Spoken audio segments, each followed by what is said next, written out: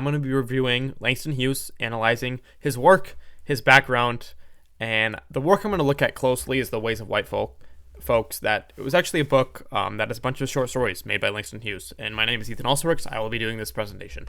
So, of course, in every one of my presentations, we have outline. First, I'm going to talk about the background of Langston Hughes and just kind of how he came to be. A lot of people have these misconceived notions about Langston Hughes. I'm going to try to address them as much as I can. And then we're going to look at The Ways of White Folks. And I'm going to give you a short summary and just give you my kind of thoughts on it and what I thought from reading it. And then we're going to look at someone else's opinion, because I'm not the only opinion. My opinion is not the right opinion. Everyone else has their own. We're going to analyze Classic Circuit's review of The Ways of White Folks. This is a group that have analyzed many poems throughout the years, and they did an amazing job with The Ways of White Folks, and I kind of want to cement their quotes into mine, but also to give them credit.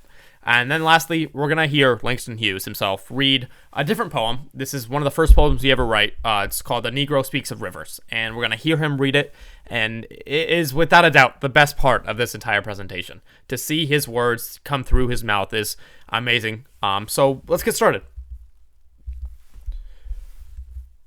So the background on Langston Hughes, everyone knows, of course, he's the prominent figure in the Harlem Renaissance. He provided many poems that related to racial justice, racial issues within the 20s and 30s, and even the 40s. He was born on February 1st of 1902, died May 22nd, 1967.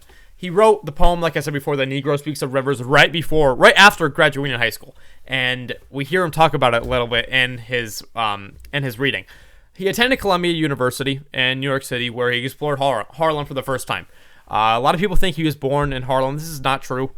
He attended Columbia, where he kind of started getting the dosage of black culture, if you will. He worked numerous jobs, many jobs in the summer. He worked as a busboy. He worked as a dishwasher. Many jobs that he just seemed that would fit, and that's all he could get at the time. After some favorable press, this man was an incredible writer, someone sure of notice in a city like NYC. Hughes attended Lincoln University in Pennsylvania in early 1926. Actually, a lot of people misconceive that it wasn't until the 1930s when Hughes turned his poetry towards racial justice and political radicalism. This is something that is a lot of people don't know about. People think Langston Hughes was born in Harlem. He wrote from the start of age of 8 about black issues and cultural issues within his own race. This isn't true. Like I said, many think Hughes was grounded in Harlem his whole life. But another aspect of that is Hughes was a world traveler.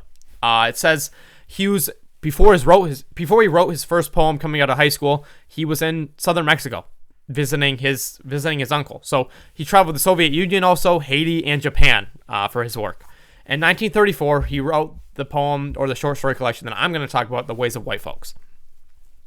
Just want to cement Langston Hughes through connections and his own self. Hughes went from a busboy writer to the face of the Harlem Renaissance, which is astounding to me, and his life will live on past me talking about him in a simple presentation.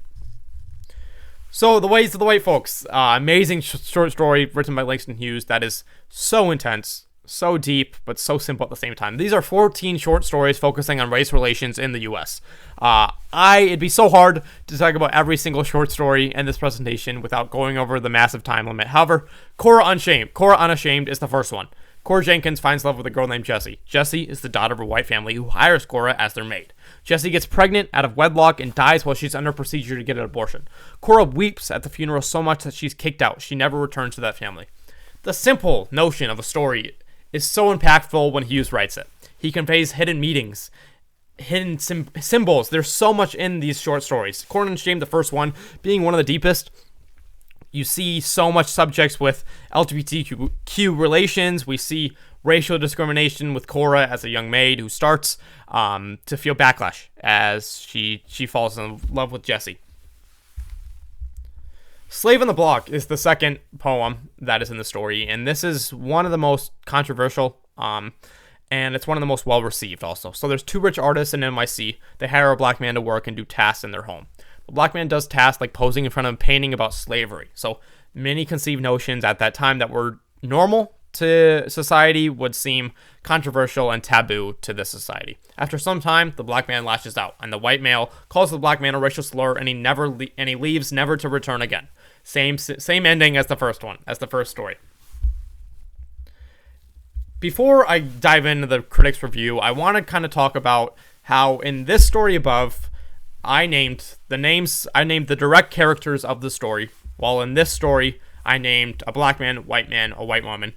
In The Slave on the Block, there is names. There's a lot more names, actually, than Cory Unashamed. However, it's so apparent how Hughes uses his characters' names and the skin of the color to provoke a message so endearing at the time that was so controversial to people, but so powerful in today's world. It's so amazing that we're reading, that we're interpreting, we're analyzing Langston Hughes' work almost a century after it was published. It's amazing. It's amazing to me. It's something that goes beyond the words I say to try to give it as much praise as I can. A fact that Langston Hughes, such a powerful man and a black man in that society, is amazing to me.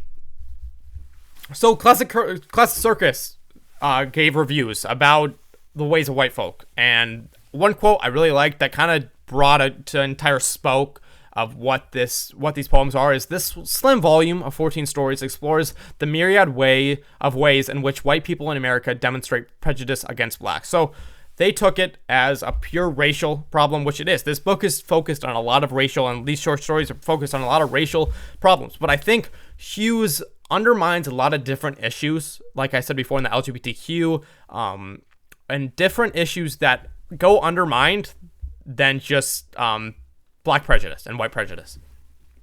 Another quote I really liked is: there were no happy endings here. Even the stories that satirized whites made me squirm more than smile. In fact, I was able to read no more than 3 stories in a single sitting, and I was glad I had other reading material close at hand. This is so true. This quote embodies Hughes' writing, especially in The Ways of White Folks. It is so controversial. It is so taboo. It is so hard to read just because there is so much racism in these stories that you need to have something, and you need to have a break. You can't read all these stories through. A psychopath would only do that, literally. So it's amazing to hear someone else kind of share their same thoughts, and I totally agree with. Classic Circuit Reviews did an amazing job with their interpretation of The Ways of White Folk, and yeah. This is my favorite part of the entire speech. Langston Hughes, I'm going to show you guys, we're going to listen to him reading The Negro Speaks of the River. And this was a story that he wrote right after coming out of high school, and he was on a train, he saw a river, he was visiting Mexico, and it is so powerful. And I want you to notice the subtle change of tone when Langston Hughes addresses the audience that he's going to read this poem to when he is actually reading this poem. You see a man who is nervous, who is shy to talk about himself and this poem, but when he steps into the light and when he starts reading his poem, you see the genius behind his mind. It is truly amazing. I want you to take in perspective of what you hear right here. I took my father's letter out of my pocket and began to write down on the back of his letter this poem, The Negro Speaks of Rivers. I've known rivers ancient as the world and older than the flow of human blood in human veins. My soul has grown deep like the rivers. I bathed in the Euphrates when dawns were young. I built my hut near the Congo and it lulled me to sleep. I looked upon the Nile and raised the pyramids above it. I heard the singing of the Mississippi when Abe Lincoln went down to New Orleans, and I've seen its muddy bosom turn all golden in the sunset. I've known rivers, ancient, dusky rivers. My soul has grown deep like the rivers.